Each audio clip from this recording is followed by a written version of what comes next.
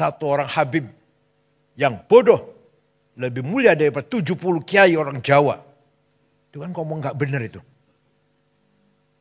Habib walaupun zina, walaupun minum arak, pasti masuk surga. Ini. Walhasil mereka ini menganggap diri mereka super. Kiai-kiai Jawa ini bukan Habib di bawah mereka. Ini bertentangan dengan Quran dan bertentangan dengan Rasulullah sendiri. Kalau mengatakan saya benar kamu salah goblok, enggak gitu, enggak. Ini orang yang mengaku keturunannya ini, mulutnya kotor banget. Padahal ngakunya keturunannya Nabi Muhammad.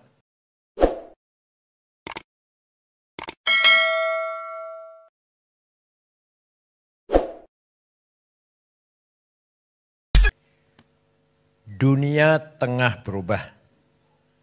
Berbagai tren neokolonialisasi bergerak dan berkembang secara masif dengan berbagai pola gerakannya. Virus ideologi radikal, intoleransi, ekstremisme dan terorisme telah berkembang menjadi senjata efektif untuk menghancurkan kedaulatan sebuah negara. Kalau di dunia Islam dimulai dari Arab Spring, Ar-Rabi' al-Arabi, dimulai dari Tunis, kemudian Mesir, Libya, sekarang masih Suriah, dan seterusnya. Insya Allah kalau kita, selama kita masih memperkuat ukhuwah di antara kita, insya Allah Arab Spring gak akan berpengaruh untuk kita semuanya. Kalau toh ada pengaruhnya sedikit. Dengan cara membelokkan narasi sejarah dan kebudayaan, serta melakukan berbagai adu domba, kelompok intoleran dan radikal terorisme terus berusaha merebut masa depan suatu bangsa. Dengan menggunakan diksi-diksi agama yang terdistorsi dan dipolitisasi, serta dengan mengorbankan sentimen atas nama agama. Ideologi radikal, intoleransi, ekstremisme dan terorisme bergerak merekrut dan menghegemoni para pengikutnya baik secara terbuka maupun secara tertutup. Sejak dulu ada, zaman Nabi pun ada, maka turunlah Al-Quran, ayat Al-Quran, wal murjifuna fil madinati la lughriyannaka bihim thumma la yujawirunaka fiha illa qalila. Muhammad, wal murjifuna fil Madinah, orang-orang atau kelompok yang bikin gaduh di Madinah, usir Muhammad. Jangan berkesempatan hidup bersamamu di Madinah.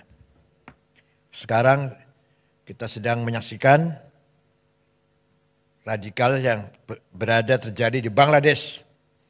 Sampai jelas di mata dunia, di depan mata dunia, konflik antara Islam dan Hindu di sana.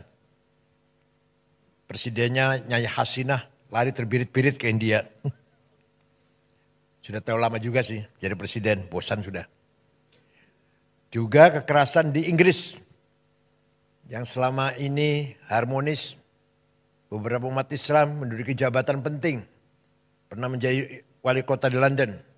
Pernah ada dubes Inggris di Indonesia Muslim. Namanya siapa? Abdul Azim namanya. Periode 5 tahun yang lalu ya. Sekarang sedang bergejolak. Kekerasan terjadi di Inggris, terutama di London, antara umat Islam dan Muslim. Jelas pasti ada yang mengadu domba. Fenomena pembubaran Jamaah Islamiyah dan keberadaan teroris attack merupakan pertanda lahirnya babak baru penyebar luasan ideologi radikal, intoleransi, ekstremisme dan terorisme yang bergerak masif secara terselubung dan undercover. Menurunnya indeks potensi radikalisme bukan pertanda perang terhadap gerakan dan paham radikal terorisme berakhir. Kelompok intoleran dan radikal terorisme kini tengah menyusup, bergerak senyap dan mengkonsolidasikan kekuatannya dengan strategi infiltrasi dan akuisisi di semua sektor kehidupan sosial, ekonomi, politik, kebudayaan, kesehatan, pendidikan, pertahanan dan keamanan, Mereka tengah berusaha merebut dan mengambil alih kepemimpinan di semua sektor dan menguasai seluruh sumber daya yang ada di negeri kita ini. Kebanyakan mereka menyusup di perguruan tinggi umum, bukan agama, bukan. ITB, IPB, ITS, Undip, yang nanti alumninya akan menduduki kedudukan penting di Telkom, PLN, Pertamina. Mereka mengkaji buku namanya Ma'alim fit Thoriq yang ditulis oleh Said Qutb. Yang isinya semua yang datang dari luar Islam masuk golongan atau kategori jahiliyah. Kalau jahiliyah harus kita perangi. Termasuk nasionalisme ada jahiliyah. Pancasila jahiliyah. Undang-Undang Dasar 45 jahiliyah. DPR tauhid. Pemerintah ini kafir. Harus kita perangi. Itu doktrin kelompok tarbiyah yang ada di mana-mana. Bahkan di pengajian-pengajian keluarga, ibu-ibu, istri-istri, polisi, tentara di perumahan-perumahan. Bahkan mereka khutbah di kantor-kantor pemerintah malah isinya mengkafir-kafirkan pemerintah.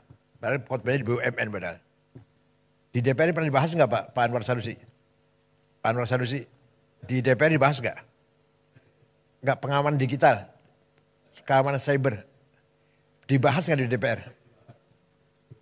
Komisi berapa itu? Komisi berapa? 3.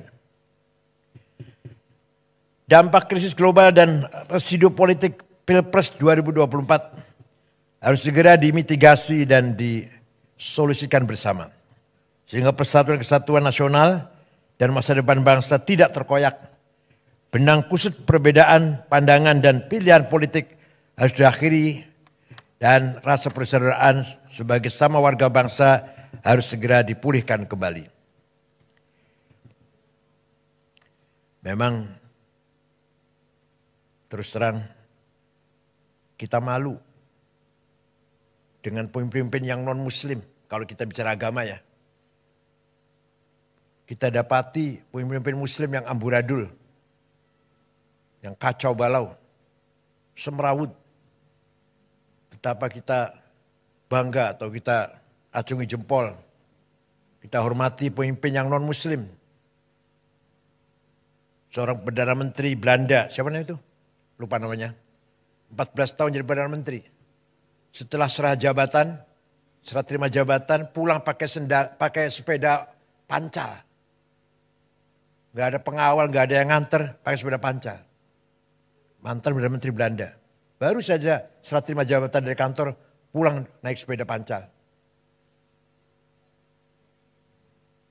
Beberapa pejabat yang saya tahu di Australia tanpa pengawal. Gubernur tanpa dikawal, saya pernah jumpa. Di kita yang beragama Islam, yang kaya dengan dalil ayat Quran dan hadis. 330 triliun entah kemana itu. Itu saya jumpa dengan seorang jaksa, gak usah sebut namanya. Kalau dibuka sebenarnya 1.000 triliun, bukan 330. Sebenarnya 1.000 triliun kerugian negara di tambang timah itu. Padahal beragama Islam padahal. Arsenal jamaah lagi. Momentum 17 Agustus di depan mata. Maknai kemerdekaan Indonesia harus lebih bisa dimaknai sebagai momentum untuk melakukan refleksi, evaluasi dan menyusun rencana aksi guna mewujudkan cita-cita kemerdekaan Indonesia. Kalau dalam bahasa Arab, muhasabah, introspeksi. Kemudian kalau kita menjumpai kegagalan, mu'atabah, blaming self, jangan nyalakan orang lain. Kemudian ke depan, muraqabah, tetap kita membangun optimis. 17 Agustus adalah momentum mensyukuri nikmat kemerdekaan dengan mengisinya meningkatkan pelayanan dan pemihakan terhadap nasib dan masa depan rakyat Indonesia. Bukan sekedar perayaan pesta pora yang menghabiskan 87 miliar.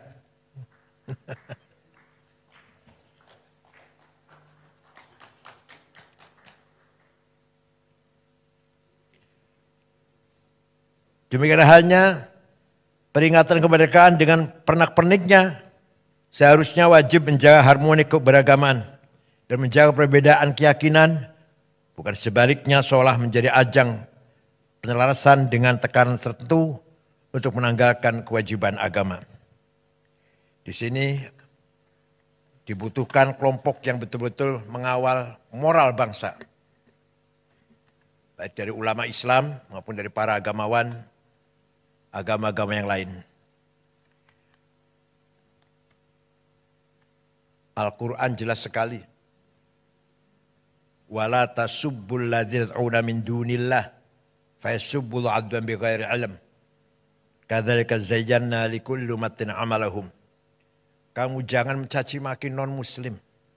Jangan caci maki orang yang tidak menyembah Allah. Jelas sekali Quran itu. Karena masing-masing kelompok umat mempunyai kebanggaannya masing-masing.